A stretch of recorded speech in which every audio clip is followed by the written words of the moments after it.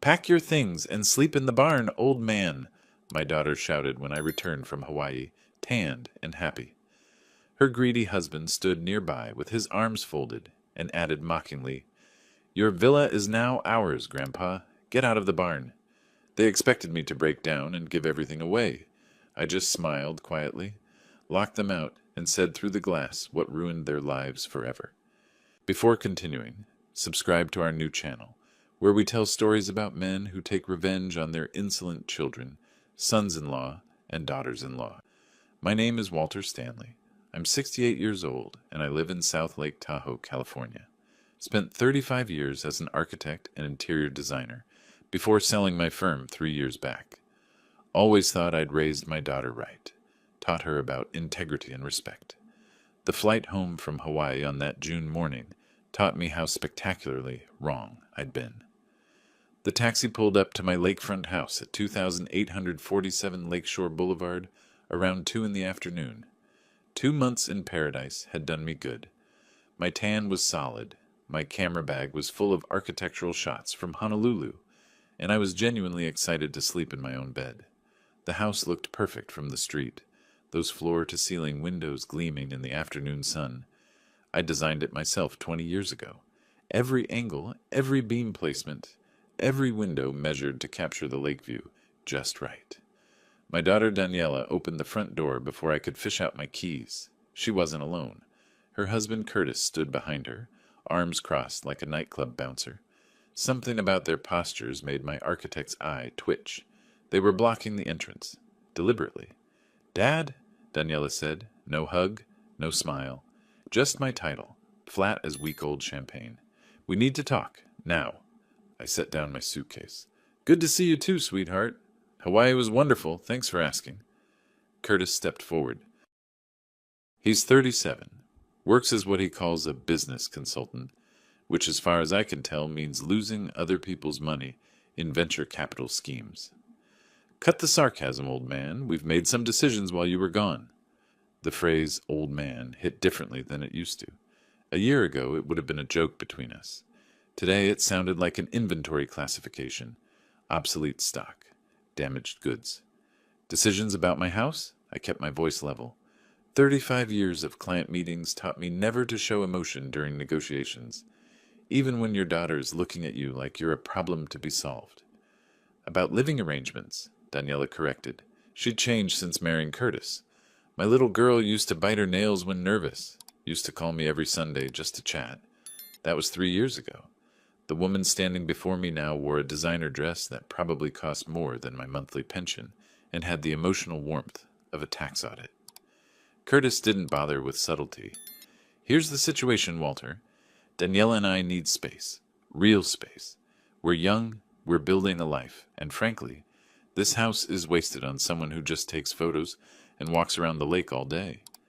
This house is wasted, I repeated slowly, on the person who designed and built it. You're getting defensive. Daniela's tone was pure condescension, the same voice she'd probably use with a confused senior citizen at the DMV. We're not kicking you out. We found you a perfect solution. She gestured toward the back of the property. Through the windows I could see the old wooden shed I'd built 15 years ago as a workshop. It was maybe 400 square feet, had basic electricity, no heating, and smelled permanently of sawdust and old paint. The barn? I actually laughed. Couldn't help it. You want me to live in the barn? It's not a barn, it's a perfectly good outbuilding, Curtis snapped. Plenty of room for one person.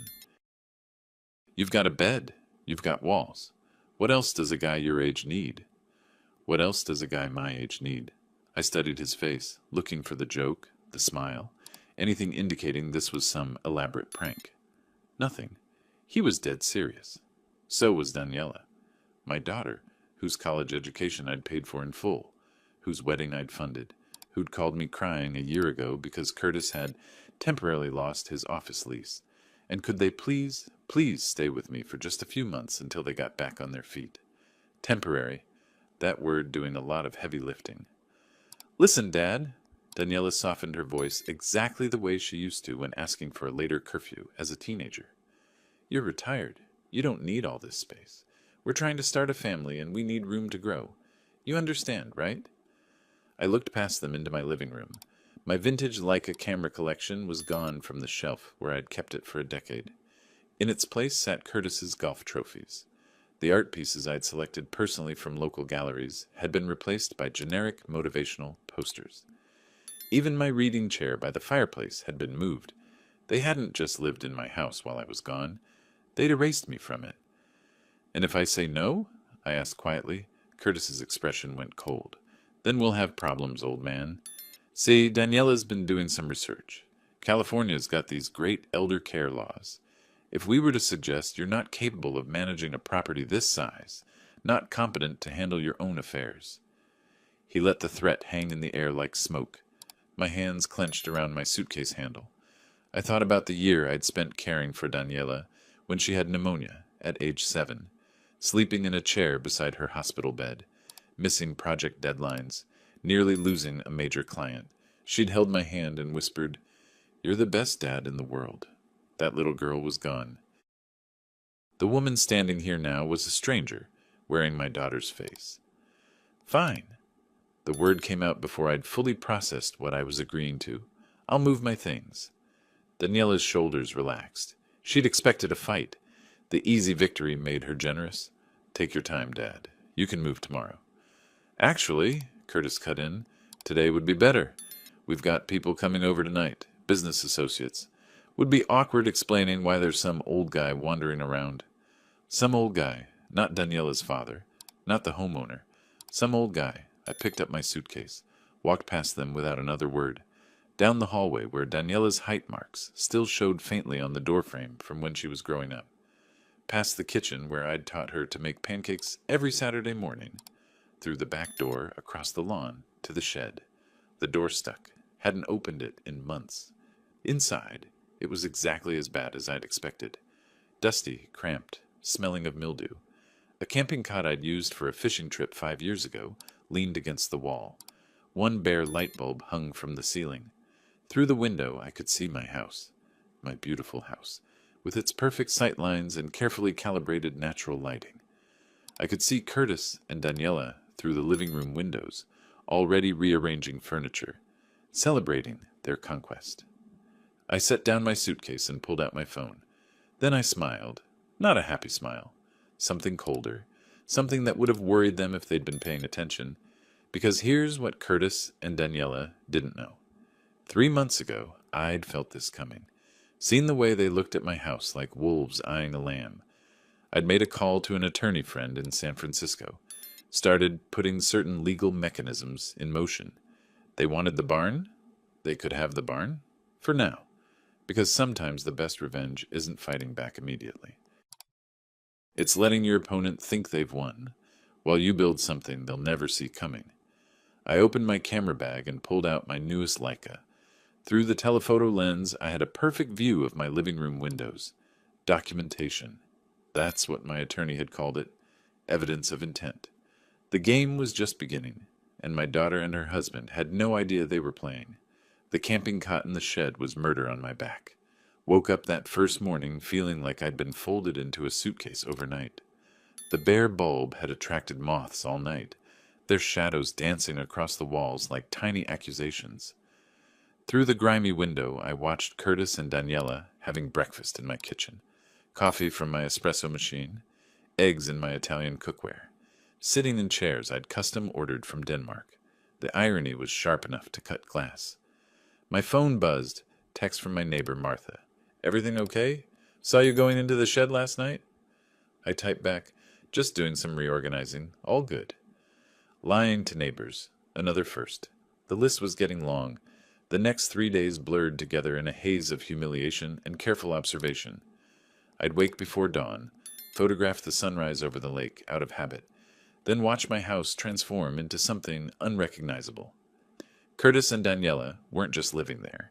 They were performing ownership. The second night, they threw a party. I counted 14 people through my telephoto lens. Music thumping loud enough to rattle the shed windows. Laughter carrying across the lawn like mockery. I recognized some of them as Daniela's college friends, people who used to call me Mr. Stanley, with genuine respect. Now I was the crazy old man in the shed, the embarrassing family secret. Around 10 that evening, I watched a woman I didn't recognize, mid-30s, expensive jewelry, corner Daniela by the kitchen island. Through the window, I couldn't hear the conversation, but I could read body language. I'd spent decades watching people's micro-expressions during client presentations. The woman pointing around the house. Daniela, gesturing expansively, pride evident in every movement. The woman's face, confused, asking a question. Then I saw Daniela's mouth form the words, clear as daylight, even at this distance. My father decided to live more simply. The shed suits him better. She wasn't embarrassed. She wasn't apologetic. She was bragging about how she'd solved the problem of an inconvenient parent. I lowered the camera and sat on the cot in darkness. This wasn't supposed to be how family worked. My mind drifted back without permission. Daniela, at 7 years old, tugging my sleeve during a client meeting because she'd lost her favorite stuffed rabbit. I'd excused myself, spent 40 minutes searching the house, found it in the dryer. Her hug had been fierce enough to crack ribs. "You always fix everything, Daddy." Daniela at 16 crying after her first heartbreak. We'd sat on the deck overlooking the lake for 3 hours. Didn't talk much. Just sat together while she processed the pain. When she'd finally gone to bed, she'd kissed my cheek and whispered, "I'm glad you're my dad." Daniela, at 23, graduating with her marketing degree, she'd found me in the crowd, pointed directly at me, mouthed, "This is for you." When had it changed? I rewound the mental tape, looking for the inflection point. Her wedding, maybe. Curtis had swept in with his venture capital connections and tech startup vocabulary, started talking about leveraging opportunities and maximizing asset potential, started looking at me the way you'd look at an old car. Still functional, but wouldn't it be nice to upgrade? Or maybe it was earlier. Maybe I'd missed the signs, been too focused on my own projects, my own photography, my own life. Maybe she'd felt neglected, and Curtis had filled that gap with promises of a better future. A future where elderly parents were problems to be managed, not people to be cherished. The party next door hit a crescendo. Someone cranked the music louder. Bass pounded through the shed walls. I could see silhouettes dancing in my living room, using my space, drinking from my glassware, celebrating on the ashes of my dignity. Something crystallized in my chest. Not anger exactly. Something colder, more focused. I pulled out my phone again, started reviewing the photos I'd taken over the past 3 days.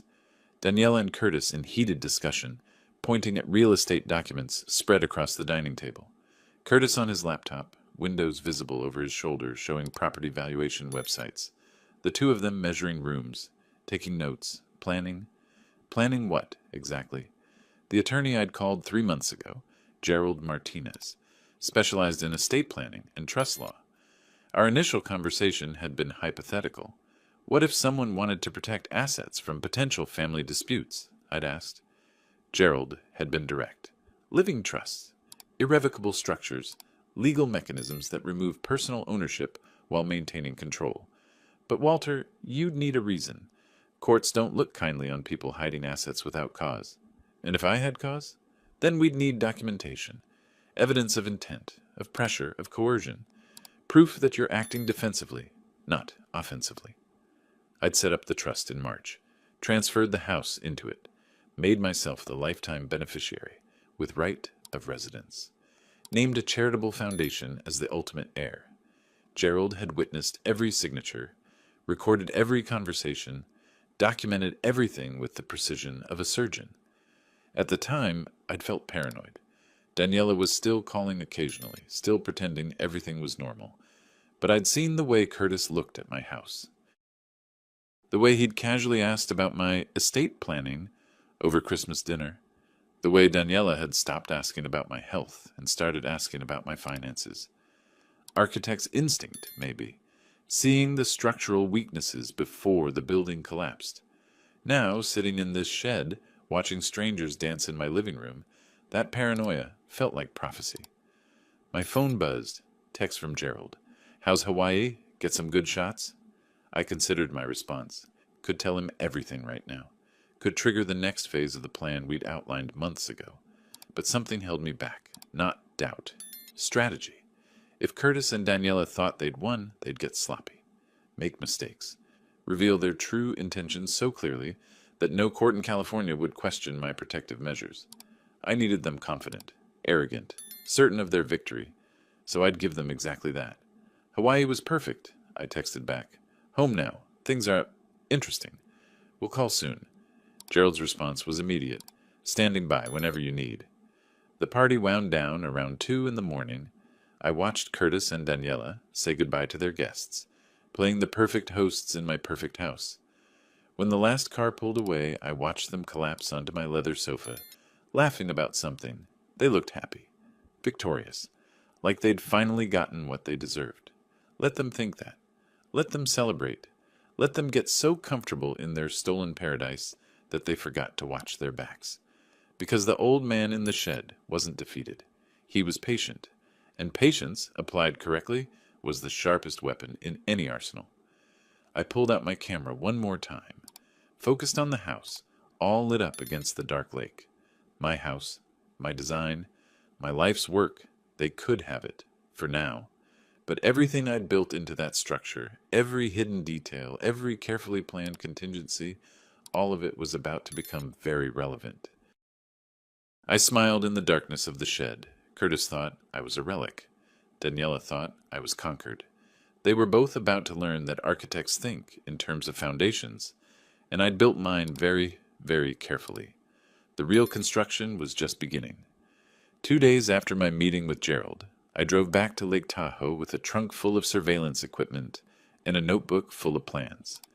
The shed didn't feel quite so humiliating anymore. It felt strategic, an observation post overlooking enemy territory.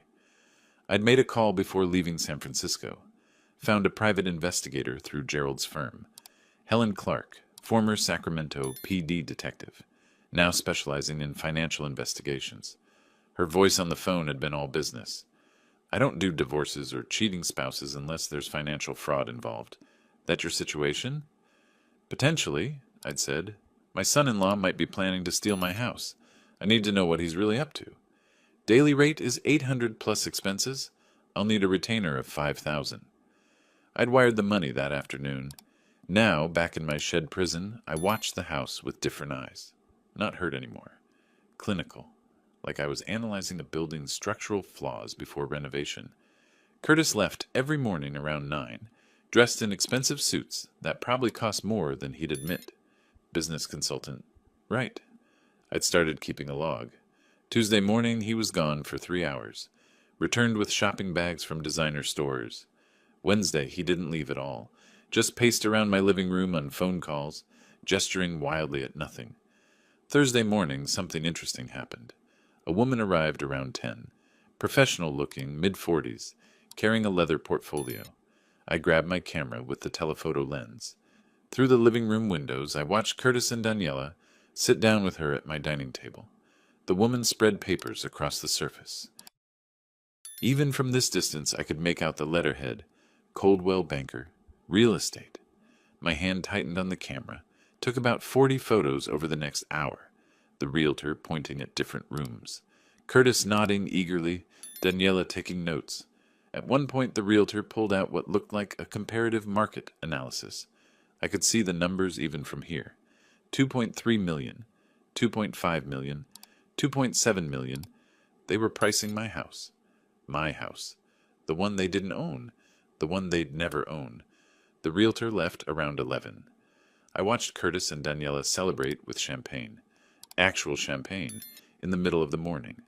They clinked glasses, kissed, looked around the house like they'd already won the lottery. Idiots. Confident idiots. The most dangerous kind, and also the most useful. Confident people make mistakes. That evening, Daniela brought dinner to the shed. First time she'd done that in days. Microwaved lasagna on a paper plate. She set it down on my camping cot like she was delivering meals to the homeless. Thanks, sweetheart, I said, keeping my voice neutral. She hesitated at the door. Almost looked guilty. Almost. Dad, I've been thinking. Maybe we were too harsh the other day. This transition has been hard on everyone. Transition. Beautiful word choice. Made it sound like a corporate restructuring instead of elder abuse. I understand, I said, took a bite of lasagna. It was cold in the middle. You and Curtis need your space. Exactly. Relief flooded her face. I'm glad you get it. Actually, Curtis and I have been talking. We want to make this easier for you. Oh? There's a really nice assisted living facility about 30 minutes from here. We looked into it. They have activities, medical care, people your age to socialize with. She pulled out a brochure from her purse. Sunset Vista, Senior Living. The photos showed elderly people playing bingo and doing watercolor paintings. I took the brochure. Studied it like I was genuinely considering the option. How much does a place like this cost? Only $4,200 a month, and honestly, Dad, you'd be so much happier there. You wouldn't have to worry about maintaining a big property or anything. $4,200 a month, $50,400 a year. They wanted to warehouse me in an assisted living facility I didn't need, probably pocket my pension and Social Security to help pay for it, and live in my house rent-free while planning to sell it out from under me. I looked up at my daughter, really looked at her, tried to find some trace of the little girl who used to make me Father's Day cards out of construction paper and glitter, the teenager who'd cried on my shoulder after her first heartbreak, the young woman who'd walked across the graduation stage and pointed at me in the crowd. She was gone. Or maybe she'd never existed the way I remembered. Maybe I'd been building a fantasy daughter in my head while the real one had been learning that family was just another asset to leverage. I'll think about it, I said quietly. Great. She practically bounced with relief. Just let us know. We can help you move anytime. After she left, I opened my laptop and Googled Sunset Vista Senior Living. Read the reviews. Staff is overworked and underpaid. Food is institutional at best. My father declined rapidly after moving here. 1 star, 2 stars, the occasional 5-star review that read like management had written it themselves. They wanted to put me in that place. $4,200 a month for mediocre care and slow death by boredom. I pulled out my phone. Texted Helen, "How's the financial investigation coming?" Her response came fast. "Interesting findings. Meeting tomorrow at 2 p.m.? Coffee place on Main Street. I'll be there." The next few days were a masterclass in observation. I started noticing everything. The way Curtis checked his phone constantly, face tightening when certain numbers called. The hushed arguments between him and Daniela late at night, voices carrying across the lawn to my shed. The mail that arrived addressed to Curtis, from credit card companies and collection agencies, that he'd intercept before Daniela could see. One afternoon, I watched him tear up 3 separate envelopes without opening them, just ripped them to pieces and buried them in the trash. When Daniela asked what the mail was, he'd said junk without even looking at her. A liar. My daughter had married a liar, and either she didn't know or didn't care. Saturday morning, Curtis brought another man to the house. Younger guy, maybe 35. Expensive watch. Driving a Tesla. They stood in the driveway talking for 20 minutes. I had my recording app running on my phone, placed on the windowsill facing them. Wouldn't pick up everything, but might catch something useful. Later, I'd play it back, hear fragments of conversation. Just need him to sign. 2.5 mil minimum. Clear about $1 million after debts. After debts. So Curtis owed money. Serious money. Enough that he needed to sell a house worth $2.5 million just to clear his slate. I sat in the shed that evening, adding up everything I'd observed. The real estate consultations, the assisted living facility brochures, the mysterious debts, the collection agency letters, the hushed arguments, the confident champagne celebrations. They weren't just trying to take my house, they were desperate. Curtis was drowning in debt, and my property was his life raft. Daniela was either complicit or willfully blind. Either way, she'd made her choice when she let him exile me to this shed. My phone buzzed. Text from Gerald. "Helen says her report is ready. This is moving faster than expected. Are you prepared for next steps?" I looked around the shed. At the camping cot that wrecked my back every night, at the bare light bulb, at the dusty floor and mildewed walls, at the window that gave me a perfect view of my own house, occupied by people who thought I was too old, too weak, too broken to fight back. Was I prepared? I typed back, "More than ready. Let's finish this." Through the window, I could see Curtis and Daniela in the kitchen, cooking dinner with my cookware, drinking wine from my glasses, laughing about something. living their best life in my home while I sat in a shed like a discarded piece of furniture. Not for much longer. The old man in the shed was done being patient. The architect was ready to demolish some structures and rebuild something better, something just. And they wouldn't see it coming until the foundation collapsed beneath their feet. The coffee shop on Main Street was called The Grind, one of those aggressively rustic places with Edison bulbs and reclaimed wood everywhere. I arrived 15 minutes early, ordered a black coffee, and claimed a corner table where I could watch the door. Helen Clark arrived exactly on time. I recognized her from the photo on her website, though in person she looked tougher. Graying hair pulled back in a practical ponytail, no makeup, eyes that missed nothing. She carried a manila folder, thick with documents. "Mr. Stanley." She shook my hand with a grip that could crack walnuts. "You look like a man who's been sleeping on a camping cot." "That obvious?" "I did my homework. Your daughter and son-in-law kicked you out of your own house.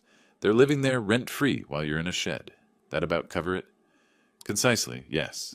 She sat down, pulled out the folder, and got straight to business. No small talk. I liked her immediately. "Curtis Fowler," she began, sliding the first document across the table. "Your son-in-law is a financial disaster wrapped in an expensive suit. He owes $340,000 to 3 different creditors. First creditor, Marcus Gray, a private investor, $120,000.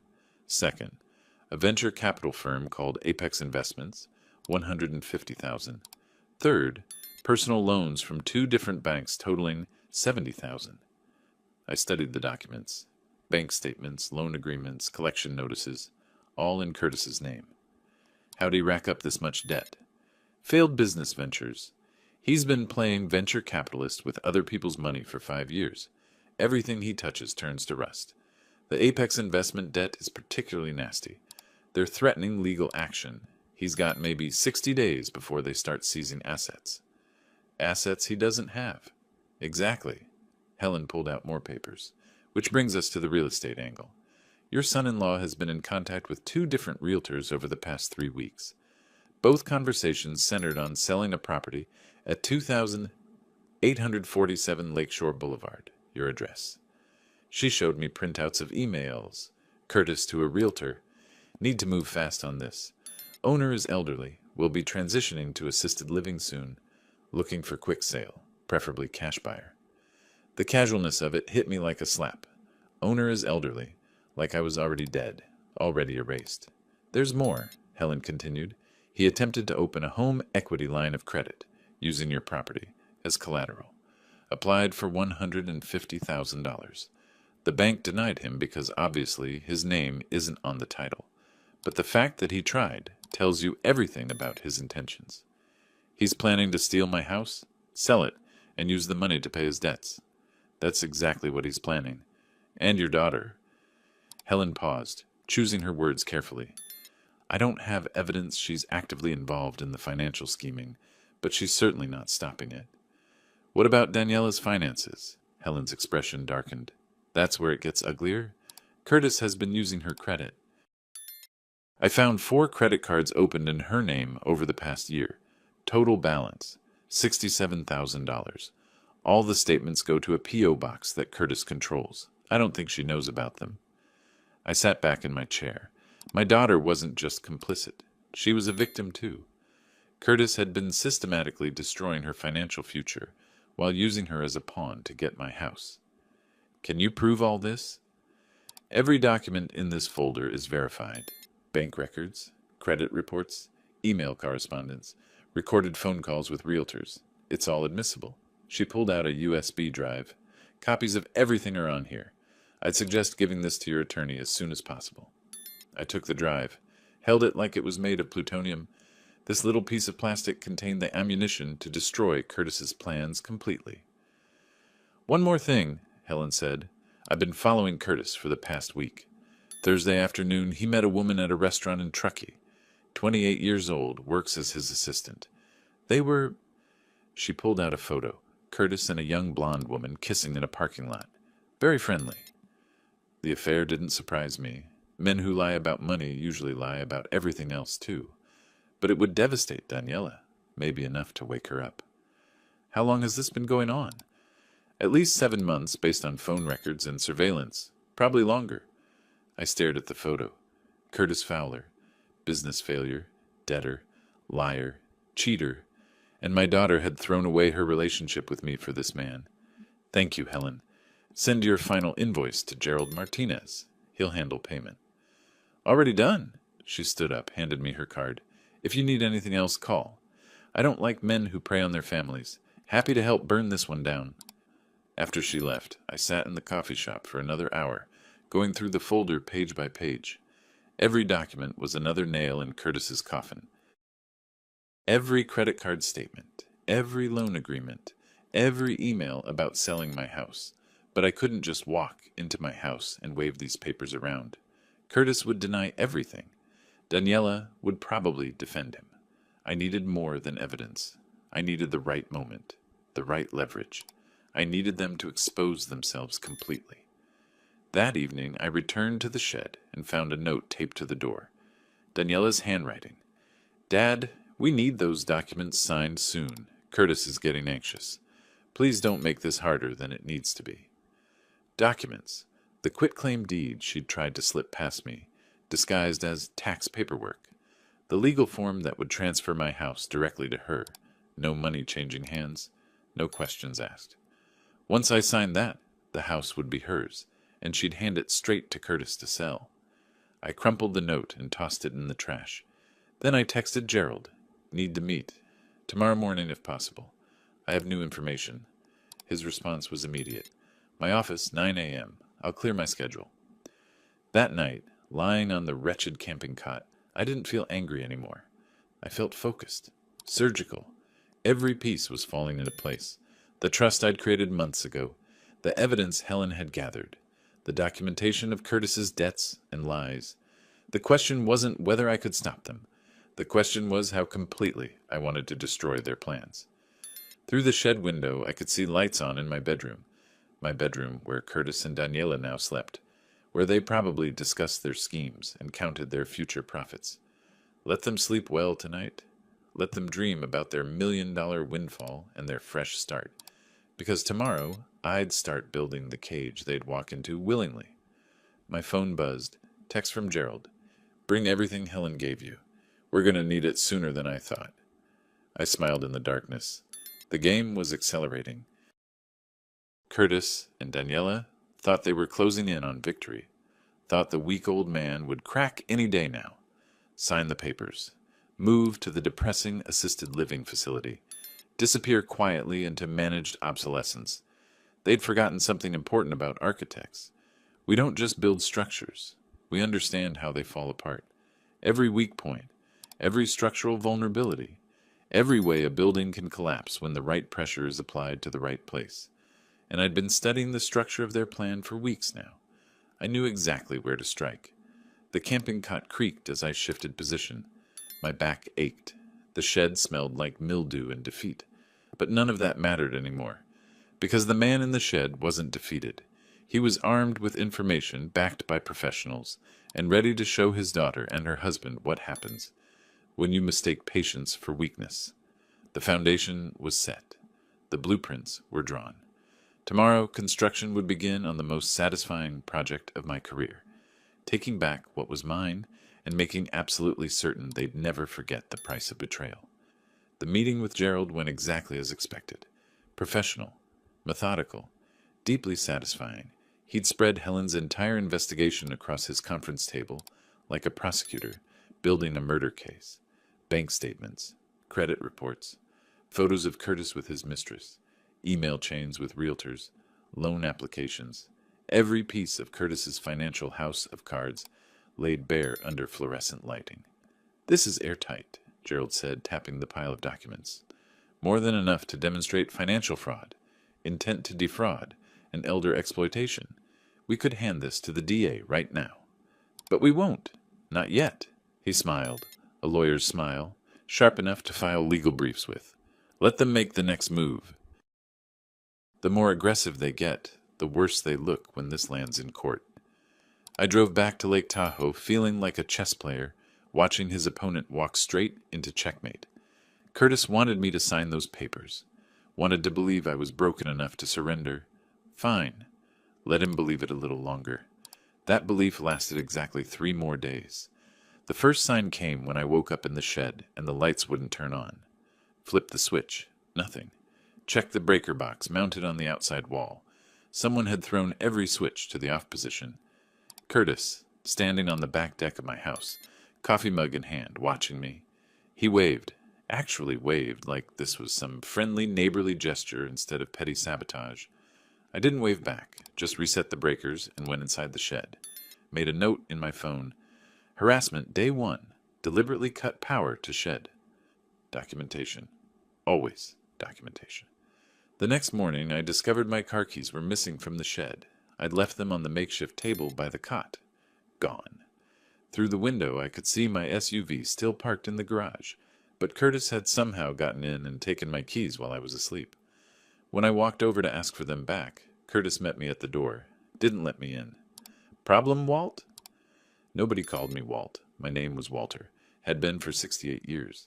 My car keys are missing. Huh. That's unfortunate. He took a sip of coffee. My coffee from my espresso machine in my kitchen. Maybe you misplaced them. Memory goes at your age, doesn't it?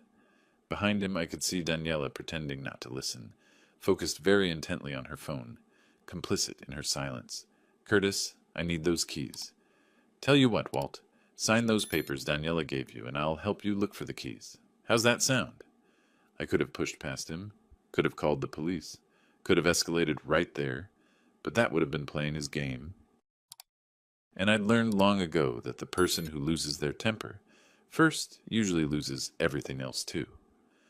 I'll find them myself, I said, and walked back to the shed. That afternoon I called a locksmith, had a new key made for $200, added it to my list of expenses I'd be documenting for when this all ended up in legal proceedings. But Curtis wasn't done. He'd tasted blood, and like any bully, it made him hungry for more. The weekend arrived, another party. Curtis seemed to throw these every few days now, filling my house with strangers, burning through my utilities, treating my property like his personal entertainment venue. This party was different, though. Bigger, more people. Music loud enough to rattle the shed windows from 100 feet away. I counted at least 20 cars parked along the street and in my driveway. Around 8 in the evening, someone knocked on the shed door. I opened it to find Curtis, slightly drunk, grinning like he'd just won the lottery. Walt, come on up to the house. Got some people I want you to meet. I'm fine here, Curtis. Wasn't a request, old man. His grin hardened. You're living on this property. Least you can do is be social. He grabbed my arm, actually grabbed it, started pulling me toward the house. I could have resisted, but something told me to let this play out, to see exactly how low he'd go. The party went silent when we walked in. 20-some people, drinks in hand, all turning to stare at the old man being dragged in from the shed by the host. Curtis positioned me in the center of the living room like a museum exhibit. My living room, my floor, my carefully selected art that he'd removed and replaced with motivational garbage. Everyone, Curtis announced, voice booming with artificial enthusiasm, I want you to meet someone special. This is Walter, my father-in-law. A few polite nods, confused smiles. Nobody quite sure what was happening. You know what makes Walter special? Curtis continued. He lives in our shed, out back, in the shed. Laughter, uncertain at first, then building as people caught on that this was meant to be funny, that the old man was the punchline. Why does he live in the shed, you ask? Because Walter here doesn't understand that the world changes, that young people need space, that his time is over. Curtis put his arm around my shoulders, squeezing too hard, performance affection with malice underneath. So we gave him a nice little place out back, cozy, simple, perfect for someone who doesn't need much anymore. More laughter, louder now. People were actually laughing at me, in my own house, while my daughter stood in the kitchen looking at her phone, pretending none of this was happening. Here's the thing, Walt. Curtis's voice got harder. The smile stayed, but his eyes went cold. Tomorrow morning, 10 a.m. You're going to sign the papers Daniela gave you. Transfer this house over nice and legal, because if you don't, we're calling the police, reporting you for trespassing, for refusing to vacate property that doesn't belong to you anymore. The room went quiet. The joke had turned into a threat. Even the drunk guests could sense it. You don't own this house anymore, old man. We do. We've been living here, improving it, maintaining it. You've been sleeping in a shed like a vagrant. Any judge in California would see who the real owners are. I looked at him, really looked at him. This man who'd married my daughter, who'd convinced her to throw away her relationship with her father, who'd racked up $340,000 in debt and thought stealing my house would solve his problems. Then I looked at Daniela, waiting for her to say something, anything, to tell her husband this had gone too far, to defend her father just once. She didn't look up from her phone. Something shifted in my chest. Not anger, something colder, more final. The last thread of hope that my daughter might remember who she used to be snapped cleanly in half. "All right," I said quietly. Curtis blinked. "What?" "Tomorrow morning, 10 a.m., I'll sign whatever you want." I looked around at the watching faces. "But first, I'd like to collect a few personal items from the house. Things I should have taken when I moved to the shed. Is that acceptable?" Curtis's grin returned, wider than ever. Victory. Complete victory. "Sure, Walt. Take whatever you want. Tomorrow this'll all be ours anyway." The party resumed. Music cranked back up. People went back to drinking and laughing. I walked back to the shed alone, Curtis's laughter following me across the lawn.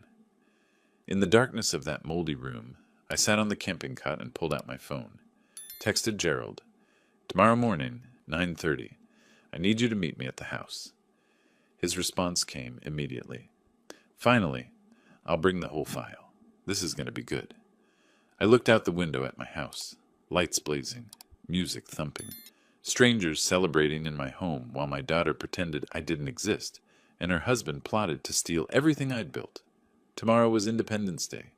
How appropriate. Because tomorrow I was declaring my independence from playing the victim, from being patient, from being the old man in the shed. Tomorrow, Curtis and Daniela would learn what happens when you mistake kindness for weakness, when you assume silence means surrender, when you push a man so far that he has nothing left to lose. I smiled in the darkness, my first genuine smile in weeks. Let them celebrate tonight. Let them think they've won. Let Curtis drink champagne and count his future millions, because in 14 hours I was going to pull the foundation out from under their entire scheme, and watching it collapse was going to be the most satisfying moment of my life. Independence Day morning arrived clear and bright, perfect weather for fireworks. The irony wasn't lost on me.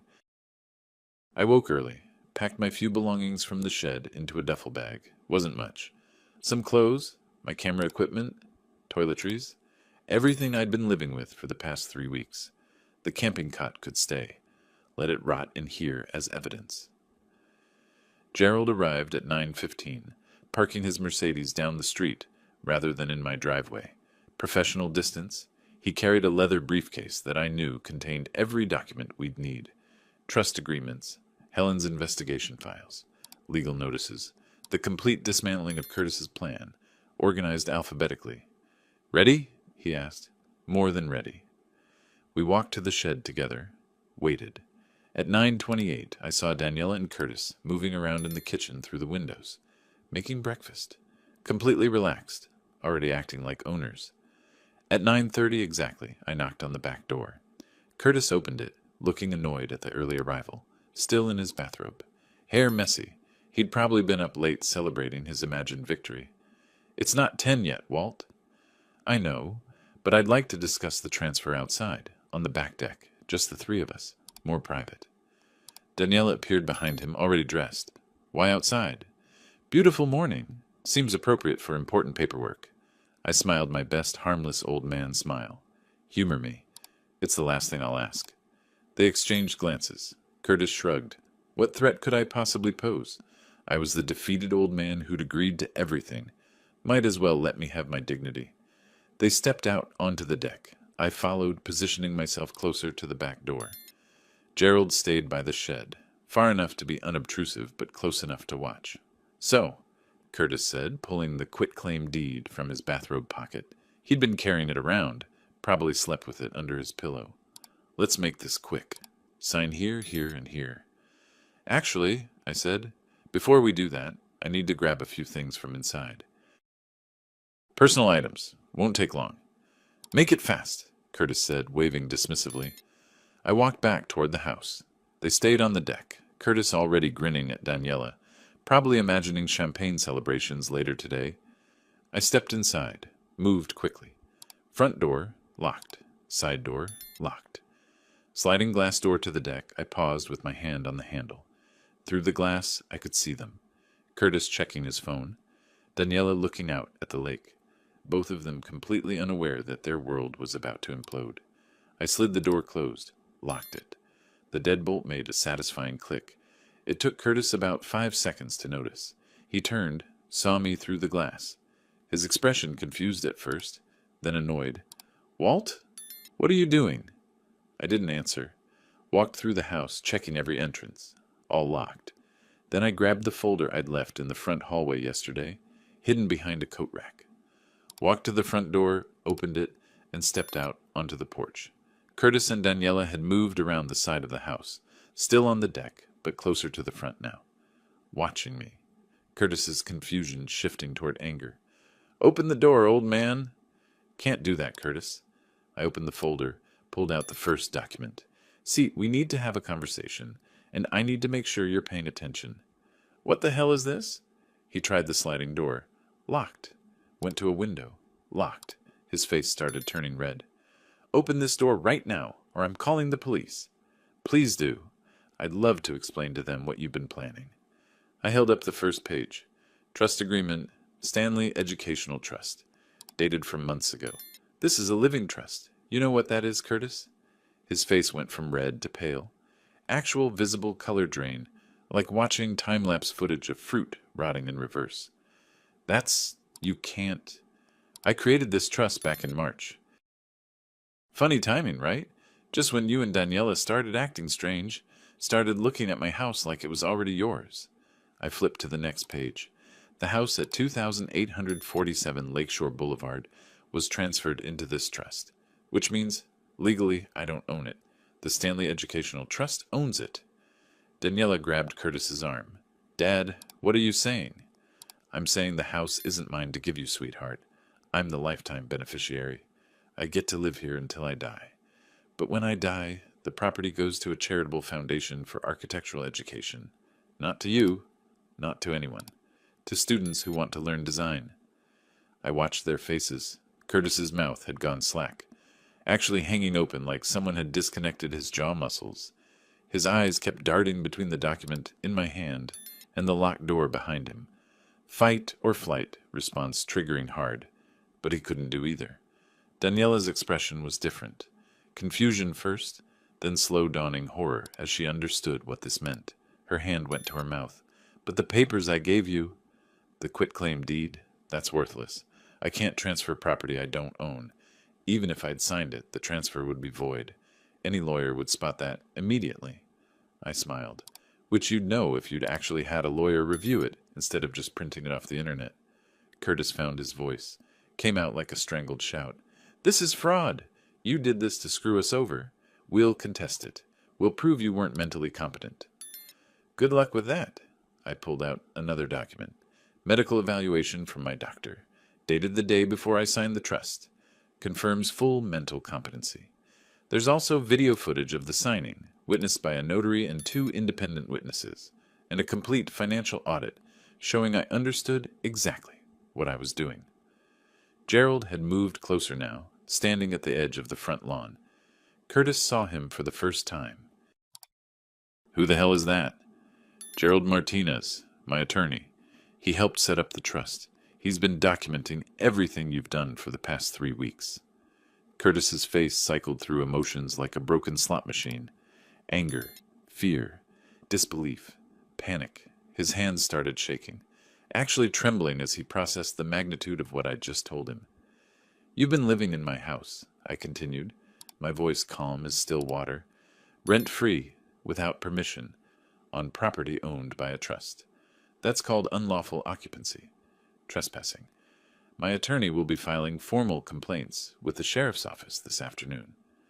No, Daniela's voice barely a whisper. No, this can't. Dad, please, we didn't know. Didn't know? I looked at her directly. You put me in a shed, Daniela. Your own father. You brought me brochures for assisted living facilities. You let your husband humiliate me in front of strangers.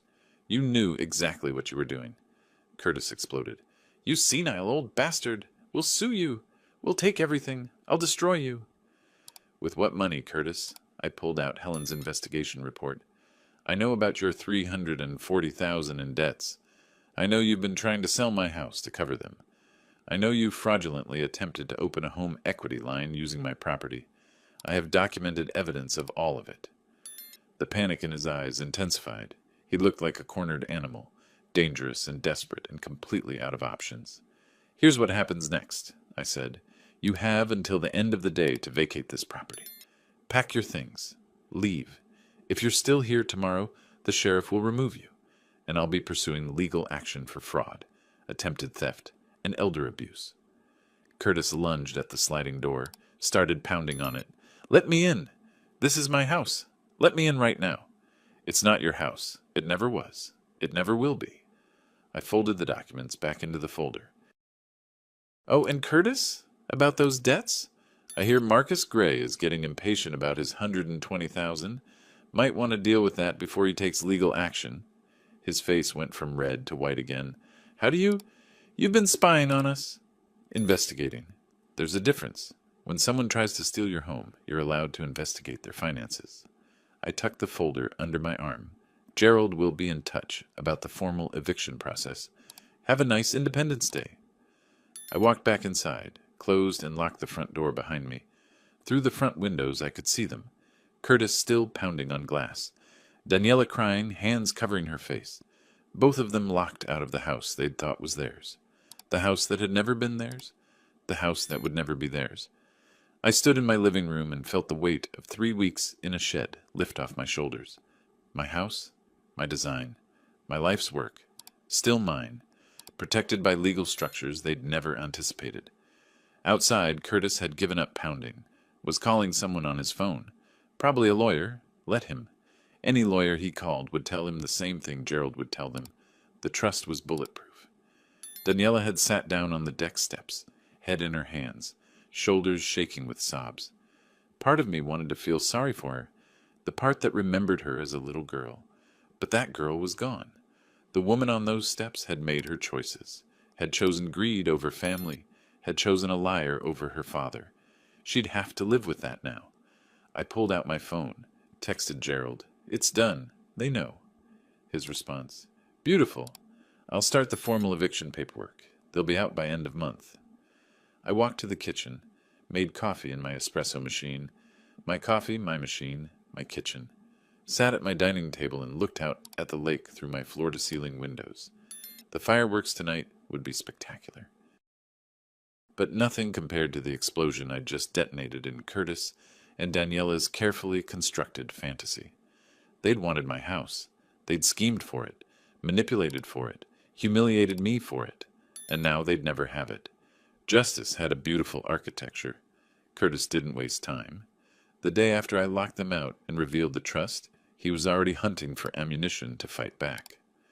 I learned this the following morning when Gerald called. We've got movement on their end. Curtis hired Bruce Peterson. He's a local attorney who specializes in elder law and trust disputes. Any good? Good enough to be expensive. Bad enough to take a case he can't win. Gerald's tone carried amusement. Peterson filed a motion to contest the trust. Claims you created it under duress or while mentally incompetent. Standard playbook when someone wants to break a trust. How worried should I be? On a scale of 1 to 10, maybe a 2? We documented everything perfectly, but we'll need to respond formally. That response came 5 days later. Gerald scheduled a meeting at Peterson's office in South Lake Tahoe. Professional courtesy between attorneys, but also an opportunity to end this quickly before it dragged into expensive litigation.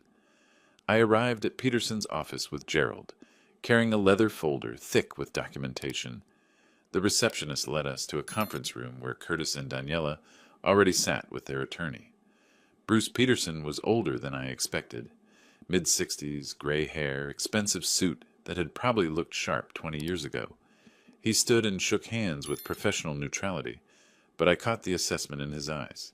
Sizing me up, looking for signs of the incompetent elder his clients claimed I was. "Mr. Stanley," he began once we'd all sat down, "my clients have serious concerns about the trust you created.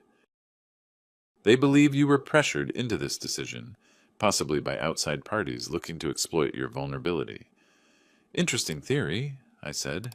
"Which outside parties would those be?" "Perhaps your attorney?" Peterson nodded toward Gerald. "Someone who stood to benefit from legal fees." Gerald smiled, the kind of smile that meant someone had just made a tactical error. "Mr. Stanley paid me a flat fee for the trust creation, $5,000. That's well below market rate for this type of work, and I have no ongoing financial interest in the trust's existence. Would you like to see the billing records?" Peterson's jaw tightened slightly. "Nevertheless, my clients report that Mr. Stanley showed signs of confusion and memory loss in the months before creating this trust." "Really?" I leaned forward. "What signs would those be, exactly?" Curtis spoke for the first time. "You forgot conversations we had. Repeated yourself. Got confused about dates.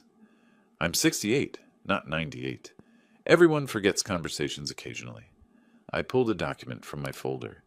"This is a comprehensive medical evaluation from my physician, conducted the day before I signed the trust documents. Cognitive function tests, memory assessments, psychiatric evaluation. Everything came back normal. I can give you his contact information if you'd like to verify." I slid the document across the table. Peterson read it, his expression souring with each paragraph. "There's also this." Gerald set up a laptop on the conference table, queued up a video file. "Complete recording of the trust signing. Mr. Stanley, myself, a notary, and 2 independent witnesses. Watch the whole thing if you'd like." 42 minutes of Mr. Stanley clearly articulating his wishes, answering questions about the trust structure, and demonstrating complete understanding of what he was creating.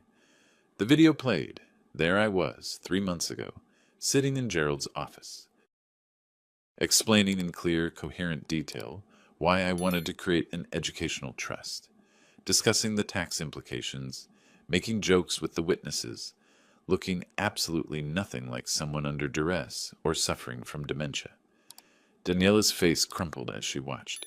She'd convinced herself, maybe, that I'd been manipulated, that this wasn't really my choice. The video destroyed that fantasy. Peterson stopped the playback after 10 minutes. He'd seen enough. "Mr. Stanley," he said, his tone shifting from aggressive to conciliatory, "perhaps we can reach an accommodation. You could amend the trust to include your daughter as a beneficiary. Give her the house after your passing. That would address everyone's concerns." "No." The word hung in the air like a guillotine blade. "I created this trust specifically to prevent the house from going to people who would sell it for profit. The entire point was to ensure it benefits students of architecture, not my daughter and her husband." I leaned back in my chair. "Besides, there's a more immediate issue we need to discuss." Gerald pulled out another document. "Notice to quit. Filed with the El Dorado County Sheriff's Office this morning. Your clients have been residing unlawfully in property owned by the Stanley Educational Trust. They have 30 days to vacate." Curtis exploded out of his chair. "This is insane. We've been living there for a year. You can't just throw us out." "Actually, I can." My voice stayed calm. "You were guests in my home. I revoked that invitation when you tried to steal the property. Now you're trespassers. The law is quite clear on this." "We have rights," Curtis was shouting now, face red, veins visible in his neck. "Tenant rights. You have to go through proper eviction procedures." "Which we are doing," Gerald said smoothly. "The notice to quit is the first step. If you're not gone in 30 days, we'll file for formal eviction. But I'd recommend leaving voluntarily.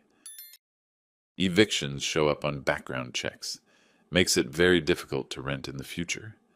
Peterson put a hand on Curtis's arm, trying to calm him. But Curtis was beyond reason now, all his plans collapsing, his escape from debt vanishing, the $1 million windfall he'd been counting on turning to smoke. "I'll destroy you," he hissed at me. "I'll tell everyone you're a senile old man who abandoned his family. I'll ruin your reputation. I'll make sure everyone knows what kind of father you are." I'd been waiting for this. Pulled out my phone, opened the voice memo app, scrolled to a specific recording, hit play. Curtis's voice filled the room, tinny but clear through the phone speaker. After the old man signs the documents, we'll flip this place for $2.5 million, pay off the debts, clear about $1 million profit. His face went white. Then another voice on the recording, the business partner he'd brought to tour the house. What if he doesn't sign? Curtis again. He'll sign. He's got no choice. Where's a 68-year-old man with no money going to go? I stopped the playback. I have about 40 minutes of recordings. You planning your scheme, discussing how to manipulate me, talking about selling my house like it was already yours. Want to go to the media with this? I'm happy to provide full documentation of your attempted fraud. The silence in the room was profound. Curtis looked like he'd been flash frozen. Daniela was crying quietly, one hand over her mouth. Peterson closed his laptop with a decisive click. I think we're done here.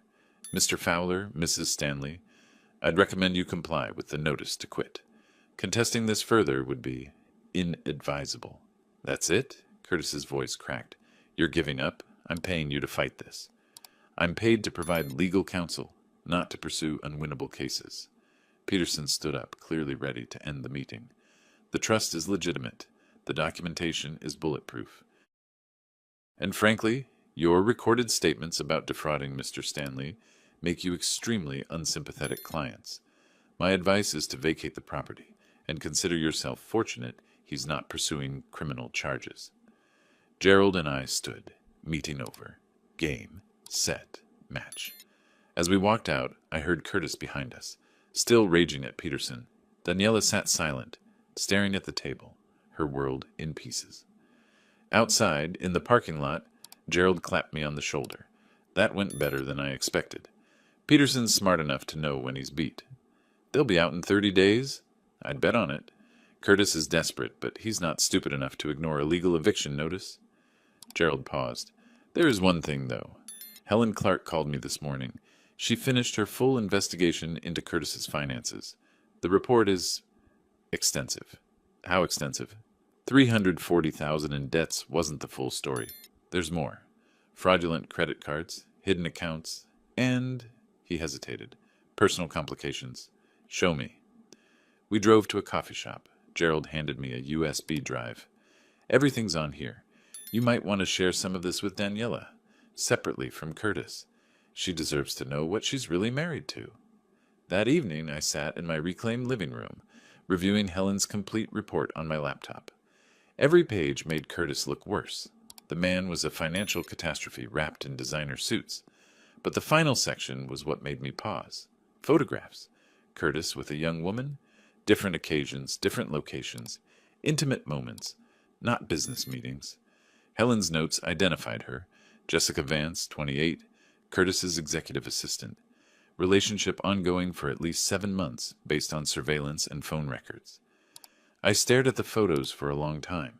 My daughter had thrown away our relationship for a man who was cheating on her, drowning in debt, and planning to steal from her father. The irony would be funny if it wasn't so tragic, but Daniela deserved to know the truth, not as revenge, as information. What she did with it was her choice. I picked up my phone and texted her, "Coffee tomorrow? Just the two of us. There are things you need to know." Her response took 10 minutes. "Okay, 10 a.m. at the grind? See you there." I closed the laptop. Tomorrow would be difficult. For both of us. But necessary. Some truths hurt, but they're still better than lies. Daniela arrived at the coffee shop 5 minutes late, looking like she hadn't slept. Dark circles under her eyes, hair pulled back in a messy ponytail, wearing sweatpants and a jacket. The polished woman from previous weeks was gone. This was someone coming apart. She sat down across from me without ordering anything, hands clasped on the table, knuckles white. "Dad, Let me talk first." I pulled out my tablet, already loaded with Helen's report. I hired a private investigator a few weeks ago to look into Curtis's finances. What she found, you need to see it. I don't want to... Daniela? I kept my voice firm. You need to see this. Not because I want to hurt you. Because you deserve to know the truth about the man you married. I turned the tablet toward her. Started with the financial summary. Curtis's debts laid out in brutal detail. $340,000 owed to 3 creditors. Collection notices. Threatened lawsuits. Bank accounts in the red. I knew he had some debt, Daniela said weakly.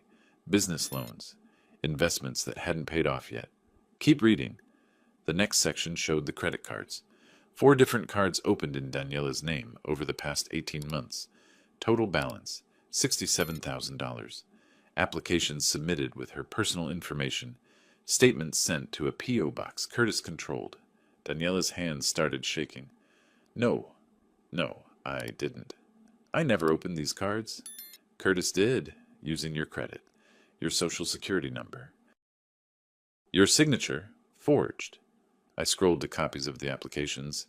Even I could see the signatures didn't match her handwriting. But that's fraud. That's identity theft. Yes, I let that sink in. Your credit is destroyed. You're on the hook for $67,000 in debt you didn't authorize. Curtis has been systematically ruining your financial future to cover his own mistakes. She was crying now, silent tears running down her face. I wanted to comfort her, but we weren't done yet. There's more, I said quietly. I scrolled to the final section.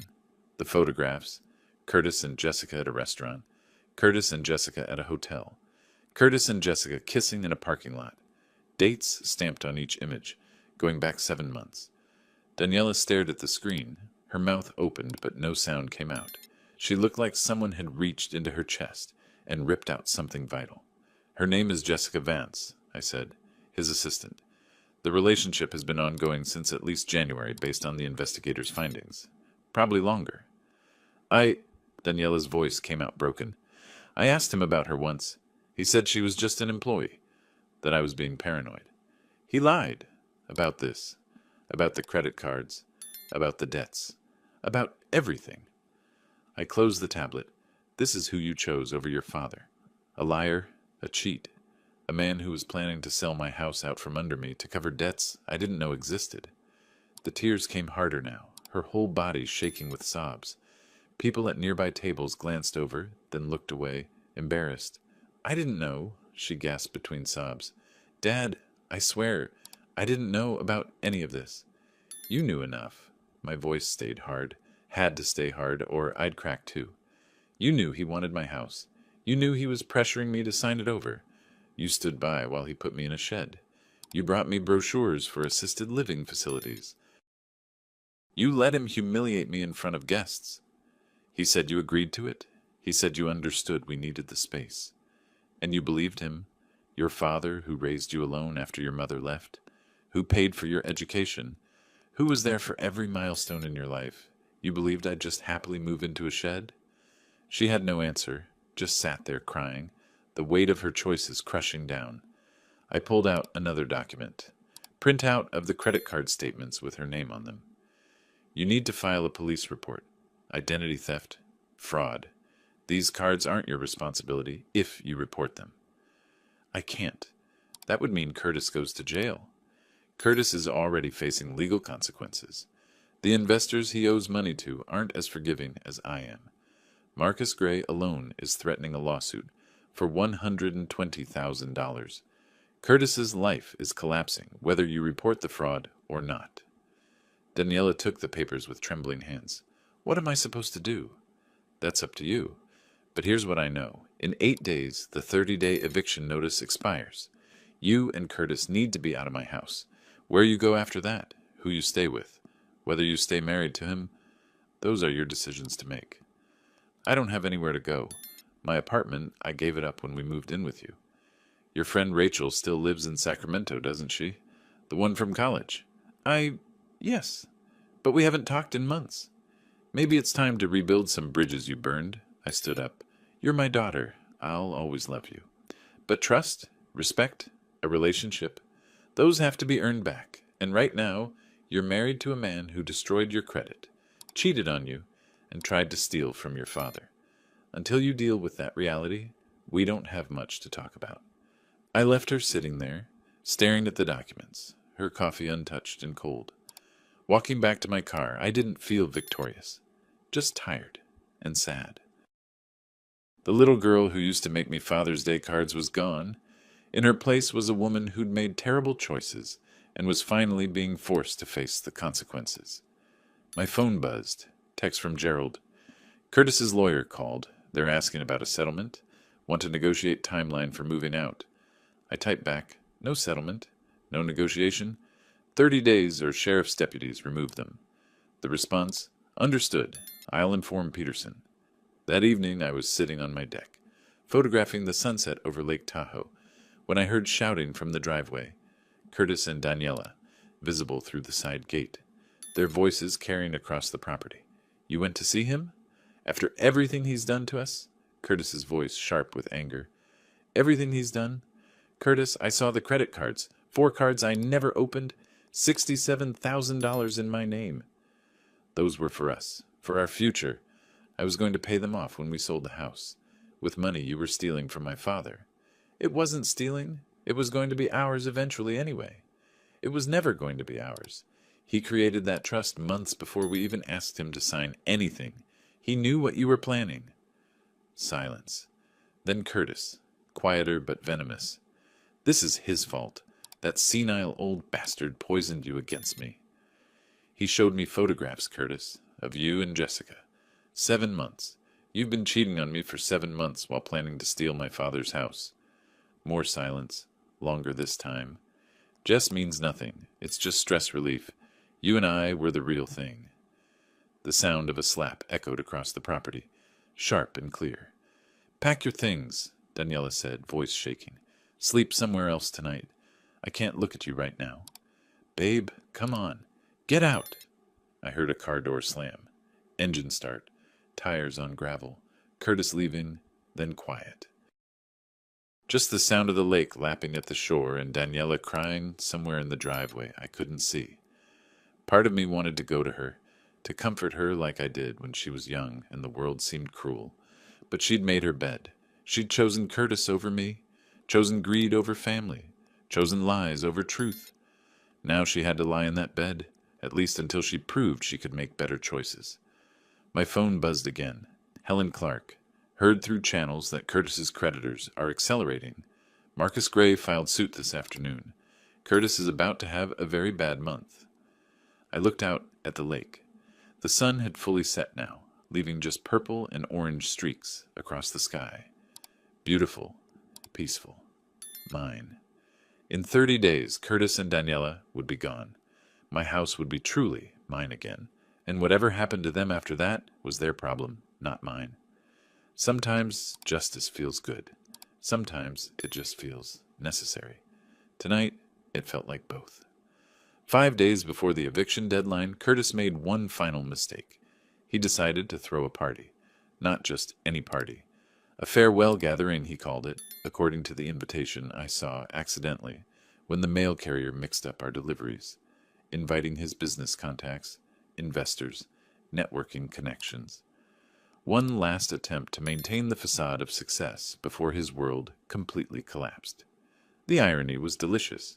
He was throwing a party in my house, which he'd have to vacate in less than a week, while pretending everything was fine, like a captain hosting cocktails on the Titanic after hitting the iceberg. I called Gerald.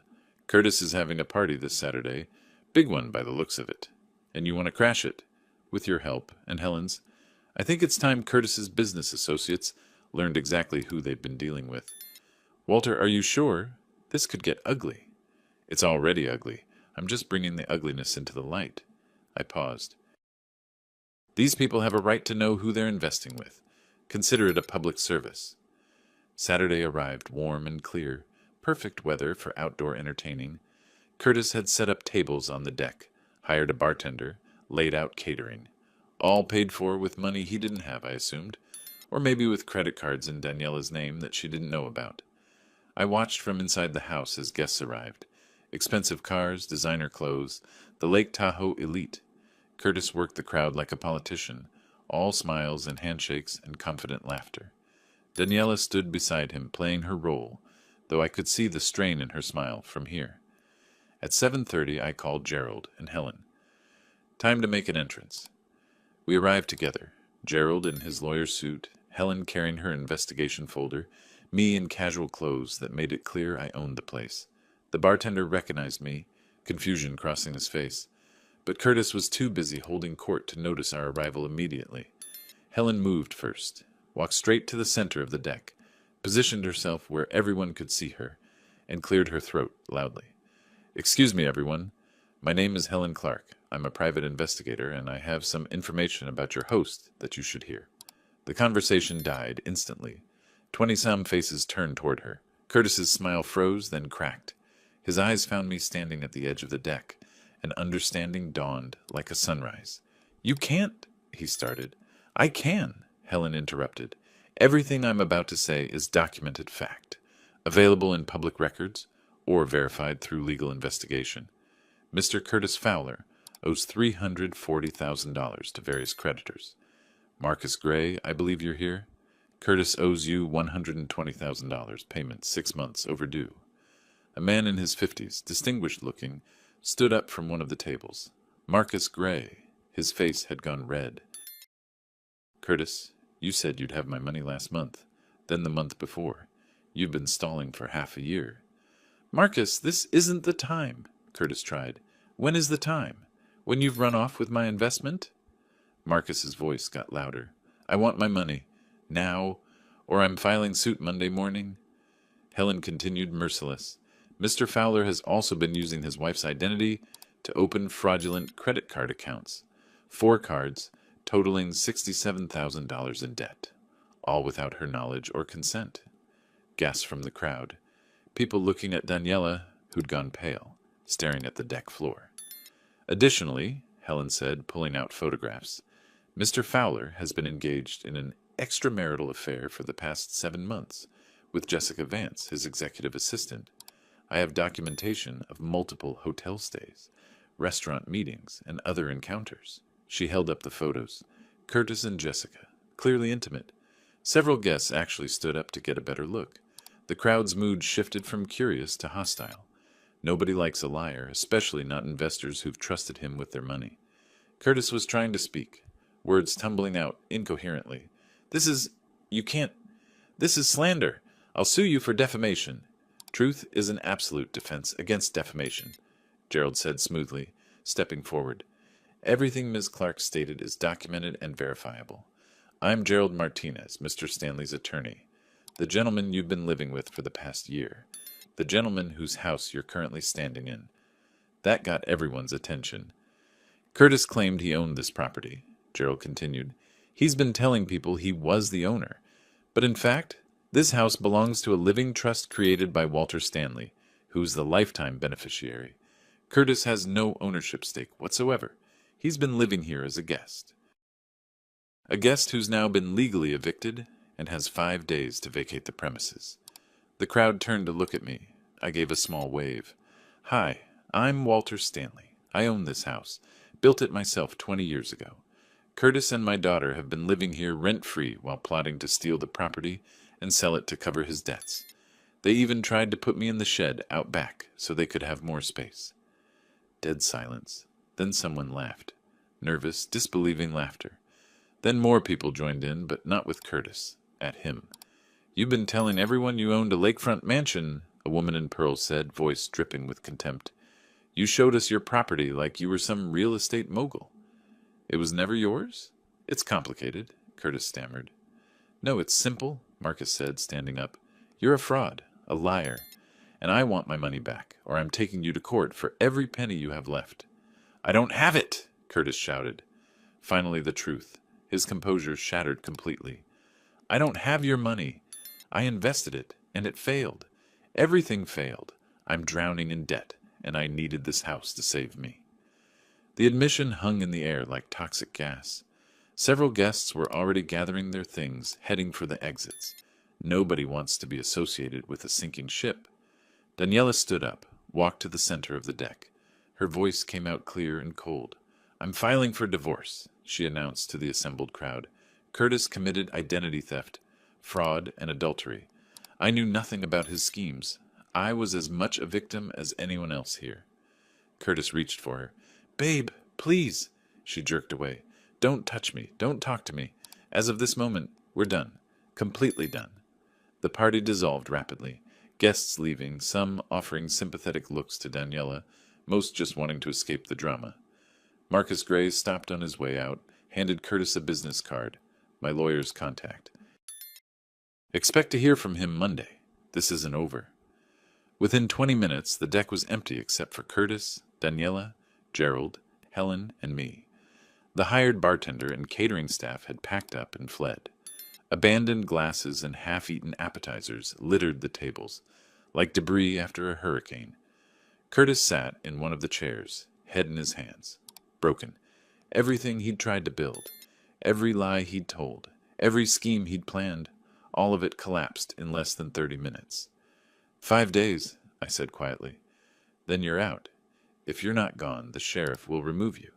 Take whatever furniture is yours. Leave everything else. I walked back into my house, my home, my sanctuary that I'd almost lost to a con man, and my own daughter's greed. Behind me, I heard Daniela crying, Curtis trying to explain, to apologize, to salvage something from the wreckage, her telling him to shut up, that she never wanted to see him again, that he'd destroyed everything. Justice, I'd learned, doesn't always feel like triumph. Sometimes it just feels like the world finally balancing its scales. The day they moved out, I stayed away. Didn't want to watch. Didn't need the closure. Gerald texted me updates throughout the morning. Curtis loaded his belongings into a moving truck bound for a cheap motel on the outskirts of town. Daniela filled her car with boxes, drove off towards Sacramento without looking back. By noon, they were gone. The house stood empty except for my furniture, my belongings, everything they'd temporarily displaced. I came home that evening to silence. Beautiful, peaceful silence. Walked through each room, reclaiming the space. Moved my camera collection back to its proper shelf. Hung my art back on the walls. Restored my reading chair to its spot by the fireplace. The shed out back I left exactly as it was. Kept the camping cot, the bare bulb, the mildewed smell, a reminder. Sometimes you need to remember how low you've been to appreciate how far you've climbed back. The following weeks passed in a strange sort of calm. Gerald handled the remaining legal details. The trust remained intact. Marcus Gray's lawsuit against Curtis moved forward. Daniela filed for divorce and reported the credit card fraud to authorities.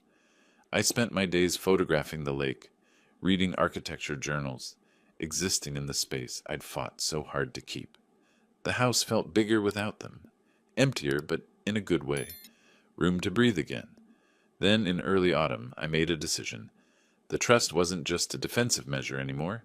It was an opportunity, a way to turn something ugly into something meaningful. I contacted the Lake Tahoe Community Center and proposed a monthly seminar series, Principles of Architectural Design, Learning from a Practitioner. Free sessions open to students, recent graduates, anyone interested in architecture as craft rather than just career. The first session drew 12 people. Young architects, mostly, hungry for knowledge that didn't come from textbooks. I talked about sightlines and natural light, about designing buildings that complemented their environment, rather than dominating it, about the difference between constructing a structure and creating a home. One kid, maybe 25, asked the exact right question. How do you know when a design is finished? When removing anything else would make it worse, I answered. Architecture is about elimination as much as addition, knowing what not to include. After the session, 3 students stayed to ask more questions. We talked for 2 hours about cantilevers and load-bearing walls and the poetry of functional space. It felt good, purposeful, like I was building something again, just with words and ideas instead of blueprints and materials. I also set up a scholarship fund. $50,000 initially, enough to support 5 students annually with $10,000 grants. The Stanley Educational Architecture Fund. My money, going to people who actually cared about the craft, not to a son-in-law who saw it as a piggy bank to raid. The letter from Daniela arrived mid-September, handwritten, 3 pages, no excuses, just acknowledgement and apology. She'd started therapy, found work as a graphic designer, was rebuilding her credit slowly, disputing the fraudulent accounts one by one. I don't expect forgiveness, she wrote. I don't deserve it. I chose greed over family. I chose a liar over my father. I let Curtis convince me that you were the problem, when the problem was us, was me. She didn't ask for anything, didn't request money or reconciliation or even a response, just laid out her truth and left it there. I read the letter 3 times, then put it in a drawer. Didn't answer immediately. Maybe someday, when she'd proven through actions rather than words that she'd actually changed, we could rebuild something. But not yet. Some bridges, once burned, take years to reconstruct. Late September brought the first cold snap. Early morning frost on the deck. Steam rising off the lake. I stood outside with my newest Leica, capturing the moment when sunlight first hit the water. The way the light fractured into 1,000 tiny stars across the surface. Through the viewfinder, everything looked clean, precise, exactly as it should be. My phone buzzed. Text from Gerald. Marcus won his judgment. Curtis owes $127,000, with interest and court costs. He'll be paying that off for the next decade. I typed back, good, maybe he'll learn something. Though honestly, I doubted it. Some people never learn, never take responsibility, never understand that consequences aren't punishments, they're just math. Actions plus time equals results. Curtis would probably spend the next 10 years blaming me for his problems. Telling people the crazy old man who ruined his life, missing the part where he ruined it himself through lies, theft, and greed. But that wasn't my concern anymore. I lowered the camera and just looked at the lake. Really looked at it. The way the wind created patterns on the surface. The way the trees reflected in the shallows near shore. The sheer improbable beauty of this place I got to call home.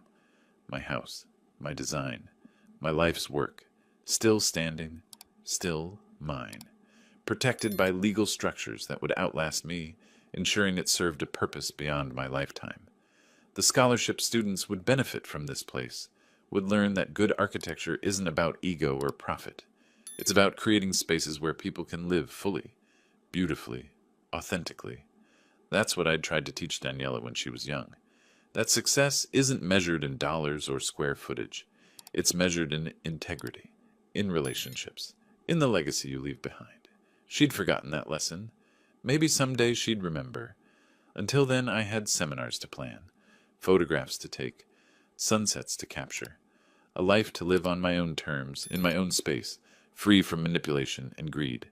The camping cot in the shed remained empty, would stay empty. A memorial to 3 weeks of humiliation that taught me something valuable. Patience isn't weakness. Strategic thinking isn't surrender. And sometimes the best revenge is simply refusing to be the victim someone needs you to be. I raised the camera again, clicked the shutter. Perfect exposure, perfect composition, perfect moment. Justice, I'd learned, has excellent architecture. You just have to be patient enough to see the design completed. And standing here, in my home, watching the sun rise over Lake Tahoe, I finally understood what completion looked like. It looked like freedom. It looked like peace. It looked like a 68-year-old man who'd fought for what was his, and won. Not through violence, not through cruelty. Just through preparation, documentation, and the patient application of legal consequence. The old man in the shed had become the architect of his own justice, and the view from here was absolutely beautiful. If you like this story, subscribe to our new channel and listen to a few stories there. You can find the link to it in the collaboration or description of this video or in the comments. Subscribe so you don't lose us, because this channel may soon cease to exist. 이거 옷 맞는데?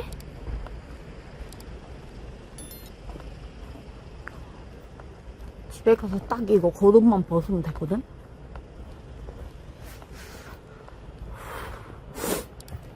놀래라님 사랑해요. 별풍선 1개 감사합니다. 네가 사람이냐 또 샤인 쳐먹네. 오늘 샤인 담금주 담글 거거든요? 근데 그 짬내라님 누구예요? 도대체?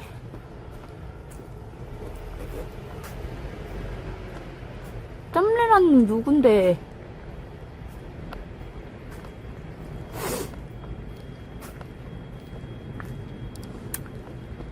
욱한이었었어요.